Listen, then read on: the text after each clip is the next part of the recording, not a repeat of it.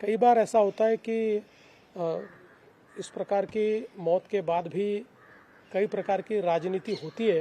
ये होनी नहीं चाहिए पर होती है, पर उस पर टिप्पणी करना ये मैं ठीक नहीं समझता। कालपर्यंत मोठ्या पवार साहेबांनी या घातपात असल्याची जी काही शक्यता होती ती त्यांनी स्वतः मोडीत काढली होती, परंतु पुन्हा आता व्हॉट्सअपवरनं प्रश्न किंवा ट्विट करून प्रश्न विचारले जात आहेत की अपघाताच्या संदर्भात। मला असं वाटतं की त्या संदर्भात जे काही डीजी इन्व्हेस्टिगेशन आहेत, DGCAचे ते काम करता आहेत। ब्लॅक बॉक्स सापडलेला आहे, त्याच्यामुळे त्यातलं सगळं सत्य जे आहे ते बाहेर येईल। फॉर्च्युनेटली दोन गोष्टी असतात की याचं जे सगळं कम्युनिकेशन असतं ते कम्युनिकेशन हे पूर्णपणे स्टोर्ड असतं, त्यामुळे ते सगळं अवेलेबल आहे।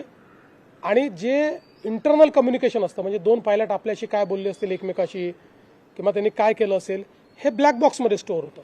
त्यामुळे या दोन्ही गोष्टींचा ज्यावेळेस त्याची पडताळणी होईल त्यावेळेस सगळं सत्य आपल्यासमोर